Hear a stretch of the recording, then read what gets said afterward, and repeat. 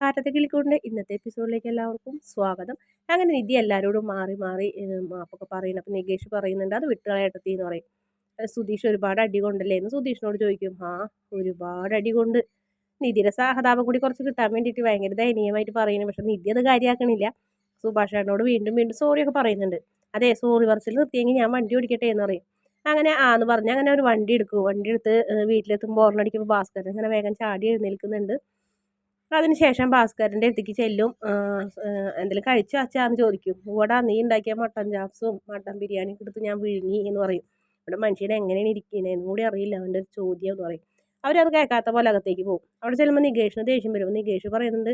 ആ സമയത്ത് തന്നെ ഹരീഷും കൂടെ എത്തുന്നുണ്ട് കേട്ടോ. നികേഷ് പറയുന്നുണ്ട്, കേട്ടില്ലേ, നമ്മളൊരു അത്യാപത്ത് വന്നിട്ട് പോയതാണ്, എന്നിട്ട് അയാളുടെ വർത്താനം കേട്ടാ അത് വിട്ടേക്കടാ, നിനക്ക് അയാൾ അറിഞ്ഞൂടെ, പിന്നെ നീ എന്തിനാ അത് കാര്യമാക്കാൻ നിൽക്കണേന്നൊക്കെ ചോദിക്കും.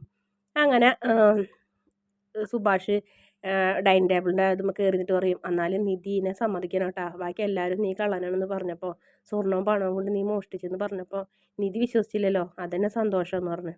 ആ സമയത്ത് നിധി അങ്ങോട്ട് വരുന്നുണ്ട്, ചിരിച്ചുകൊണ്ടാണ് വരുന്നത്. എന്താ എന്നെക്കുറിച്ചൊരു സംസാരം എന്നായിരിക്കും.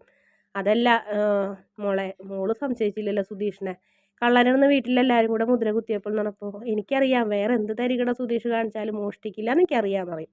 സുഭാഷ് ഏട്ടൻ വളർത്തിയവരല്ലേ, അപ്പോൾ ഒരിക്കലും കക്കില്ല എന്ന് പറയും. ഓ, അതിൻ്റെ ക്രെഡിറ്റും സുഭാഷിന് എന്ന് പറഞ്ഞു കഴിഞ്ഞിട്ട് നമ്മുടെ സുധീഷ് നെഞ്ചത്ത് ഇങ്ങനെ അടിക്കും. അപ്പോൾ ഹരീഷ് അറിഞ്ഞു, ഒരു വേള ഞാനും സംശയിച്ച് ഇയാളെ സ്വർണ്ണവും പണവും കൊണ്ട് മുങ്ങിയിട്ടുണ്ടാവുന്നു. ഹരീഷേ എന്ന് പറയും. ഇല്ലടോ, ഞാൻ വെറുതെ പറഞ്ഞാണെന്ന് പറയും.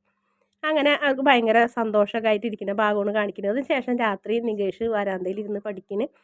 അപ്പോൾ അയാൾ ആ പഴയ ഗുണ്ട ഇങ്ങനെ നടന്നു വരുന്നുണ്ട്. അപ്പോൾ സുധീഷ് ഇങ്ങനെ നികേഷ് എന്തേന്ന് ചോദിക്കുമ്പോൾ പറയും, ഞാനേ വണ്ടി കൊണ്ടുപോകാൻ വന്നാണെന്ന് പറയും. സുധീഷ് ഏട്ടാ, ദേ വണ്ടി എടുക്കാൻ ആൾ വന്നേക്കണെന്ന് പറയും. അപ്പോൾ സുധീഷ് ചോദിക്കും, എന്താടാ നിനക്ക് ഈ രാത്രി തന്നെ വണ്ടി വേണം നിൻ്റെ മുതലാളിക്ക്, ഇത് ഞാൻ നാളെ രാവിലെ ഇട്ടിട്ട് കത്തിക്കാൻ പോകണമെന്ന് പറയും. എന്നെ വെറുതെ വിട്ടേക്ക്, ഞാൻ എന്നോട് പറഞ്ഞ ജോലി ചെയ്യുന്നതെന്ന് പറയും. അപ്പോഴത്തേക്കും നിധി വന്നിട്ട് താക്കോലെടുത്തുകൊണ്ടിട്ട് അയാളെ നേരിട്ട് കൊടുക്കുന്ന, പിന്നെ പറഞ്ഞയച്ച മുതലാളിയോട് പറഞ്ഞേക്കുക ആളെ പോലത്തെ അല്ല ഞങ്ങൾ, അങ്ങനെ പ്ലാൻ കൂട്ടിങ്ങായിട്ട് ഒന്നും ചെയ്യുന്ന ആൾക്കാരല്ല എന്ന് പറഞ്ഞിട്ട് കൊടുക്കണ്. അത് കഴിഞ്ഞപ്പോൾ അയാൾ വണ്ടിയുടെ സൈഡും ബാക്കൊക്കെ നോക്കണം, എന്തെങ്കിലും സ്ക്രാച്ചൊക്കെ കൊണ്ടുണ്ടോന്ന്. എന്താടാ, ഞങ്ങൾ വണ്ടി വല്ലതും ചെയ്തോന്ന് നോക്കണം നീ, എന്നാൽ ഞാൻ ഇപ്പം തന്നെ ശരിയാക്കാടാന്ന് പറഞ്ഞിട്ട് ഒരു ഇഷ്ടിക എടുക്കും. അയ്യോ വേണ്ട എന്ന് പറഞ്ഞാൽ അയാൾ വേഗം പോകും. അതിനുശേഷം നിധി അകത്തേക്ക് പോകും. അപ്പം നികേഷിൻ്റെ തോളിൽ കൈയിട്ട് കൊണ്ട് നീ നമ്മുടെ സുധീഷ് പറയുന്നത് കണ്ട, അവളെ വീട്ടുകാരെ തള്ളിപ്പറയുന്നത് നമ്മളോട് ചേർന്ന് നിന്നിട്ട്, നീ നോക്കിക്കോ, ഇനി അവൾക്ക് എന്നോടൊരു സഹതാപം ഉണ്ടാവും, അത് ഞാൻ അത് തന്നെ ലാസ്റ്റ് പ്രേമമായിട്ട് മാറും, അവൾക്ക് എന്നെ പിരിയാൻ പറ്റാത്തതിലേക്കൊക്കെ പോകും എന്നൊക്കെ തന്നെ പറയണേ. അപ്പം നികേഷ് പറയുന്നുണ്ട്, കല്യാണം കഴിക്കാണ്ട് പ്രേമിക്കുന്നവരെയും കല്യാണം കഴിച്ചിട്ട് പ്രേമിക്കുന്നവരെയും കണ്ടിട്ടുണ്ട്, കല്യാണം കഴിഞ്ഞിട്ട് പ്രേമിക്കാൻ വേണ്ടി ആഗ്രഹിച്ച് നടക്കുന്ന ആളെ ഞാൻ ആദ്യമായിട്ട് കാണണം എന്നൊക്കെ പറഞ്ഞ് കളിയാക്കുന്നൊക്കെ ഉണ്ട്. അതിനുശേഷം പിന്നെ കാണിക്കുന്നത് പിറ്റേ ദിവസം രാവിലെയാണ്. നമ്മുടെ സുധീഷ് പോകാനിരിക്കണേ. നിധി എന്തോ എഴുതിക്കൊണ്ടൊക്കെ ഇരിക്കുന്ന, നല്ല ഹാൻഡ് റൈറ്റിംഗ് എന്നൊക്കെ പറഞ്ഞിട്ട് നമ്മുടെ നിധിനൊന്ന് സോപ്പിടാൻ നോക്കുന്നുണ്ട്, പക്ഷെ നടക്കണില്ല. അതിനുശേഷം സുഭാഷ് ജോലിക്ക് പോകാൻ നിൽക്കണം. അപ്പോൾ നികേഷ് ആ നേരമായിട്ട് എഴുന്നേൽക്കണില്ല. എന്താടാ ഈ നേരമായിട്ട് എഴുന്നേൽക്കാത്തത്, നിനക്ക് ക്ലാസ്സിൽ പോകണ്ടേ, എഴുന്നേൽക്കടാന്ന് പറയും. ഞാൻ കുറച്ച് നേരം കൂടെ എടുക്കട്ടെ സുഭാഷ് ഏട്ടാന്ന് പറയും.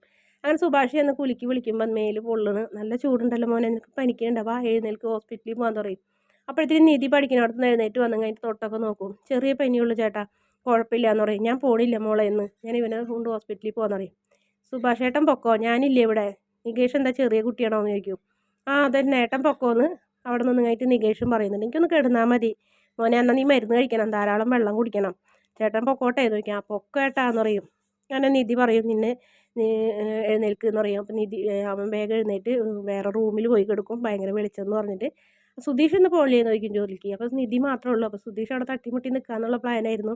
ഞാനും പോണില്ല, എനിക്കും ഭയങ്കര മേലുവേദനയൊക്കെയെന്ന് പറയും. മേലുവേദന ആണെങ്കിൽ ഹോസ്പിറ്റലിൽ പോകുമെന്ന് പറഞ്ഞതല്ലേ, അന്നൊരു കാര്യം ചെയ്യും, നികേഷനെ നോക്കി ഇവിടെ നിന്നോ, എനിക്ക് മാർക്കറ്റിലൊക്കെ പോകാൻ കുറച്ച് സാധനങ്ങളൊക്കെ മേടിക്കാൻ, അതൊക്കെ കഴിഞ്ഞിട്ട് വരാട്ടാന്ന് പറഞ്ഞപ്പോൾ അയ്യോ വേണ്ടെന്നാ, ഞാൻ പൊക്കോളാം, നിധി ഇവിടെ നിന്നോളാൻ പറയും. ആ എന്നാൽ മര്യാദയ്ക്ക് ജോലിക്ക് പോകാൻ നോക്ക്, 10 രൂപ കാശ് കിട്ടണമെങ്കിൽ എന്ന് പറയും. അതിനുശേഷം പിന്നെ കാണിക്കുന്നത് വർക്ക്ഷോപ്പിൽ ചെന്ന് ഹരീഷ് മൊബൈൽ ചാർജ് ചെയ്യാനിട്ട് ഓണായ വഴിക്കുണ്ട് കുറേ മെസ്സേജ് ഇങ്ങനെ തുരുതുരാ വരുന്നു.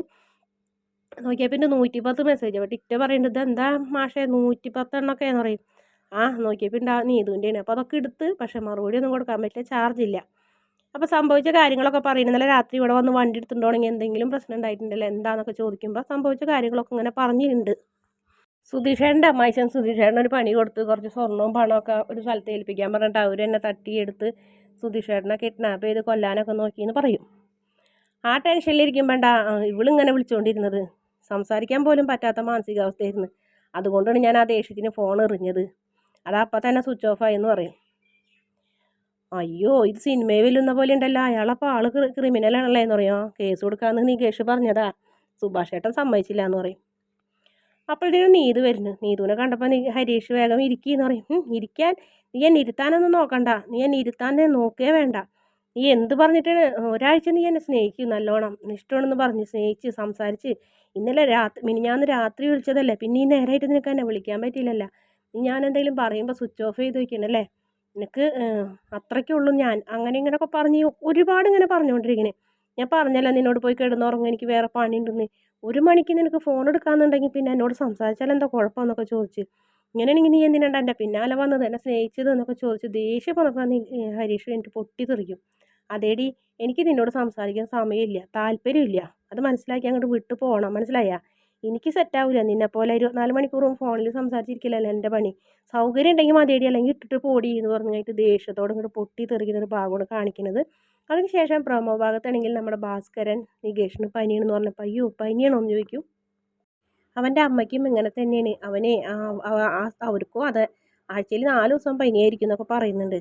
അവരമ്മനെ എവിടെയാണ് അച്ഛാ കണ്ടിട്ടുണ്ടോ, എനിക്ക് കാണിച്ചു തരുമോ, അല്ലെങ്കിൽ ജീവിച്ചിരിപ്പുണ്ടോ, അവനത് അറിയാനുള്ള അവകാശം ഇല്ലേ എന്നൊക്കെ ചോദിക്കുന്നുണ്ട്. അതിനുശേഷം ഭാസ്കരനൊന്നും പറയുന്നില്ല എന്നുകൊണ്ട് പിന്നീട് നിധി നമ്മുടെ സുഭാഷല്ല, നമ്മുടെ നികേഷിനോട് പറയുന്നുണ്ട്, നിങ്ങൾ വിചാരിക്കുന്ന പോലെ ദുഷ്ടനായ ഒരു കഥാപാത്രമൊന്നുമല്ല അച്ഛൻ, അച്ഛൻ നല്ല മനസ്സുണ്ട്, അത് നിങ്ങൾക്ക് അറിയാണ്ടാണ്, എനിക്ക് നിങ്ങളുടെ അച്ഛനെ മനസ്സിലാക്കി, ഞാൻ മനസ്സിലാക്കിയിടത്തോളം നിങ്ങളുടെ അച്ഛൻ പാവമാണെന്നൊക്കെ പറഞ്ഞ് സമാധാനിപ്പിക്കുന്ന ഒരു ഭാഗമാണ് കാണിക്കുന്നത്. ഈ ചേച്ചി ഏട്ടത്തിക്ക് അറിയാണ്ടാണ് ഞങ്ങളുടെ ജീവിതം നശിപ്പിച്ചത് ആ മനുഷ്യനെന്ന് പറഞ്ഞ് നികേഷ് ഇങ്ങനെ ദേഷ്യത്തോടെ വരച്ച് കിടക്കുന്നതും നിൽക്കുന്നതാണ് ഈ പ്രൊമോയുടെ അവസാന ഭാഗം. വീഡിയോ ഇഷ്ടപ്പെടുകയാണെങ്കിൽ ചാനലൊന്ന് സബ്സ്ക്രൈബ് ചെയ്യണേ.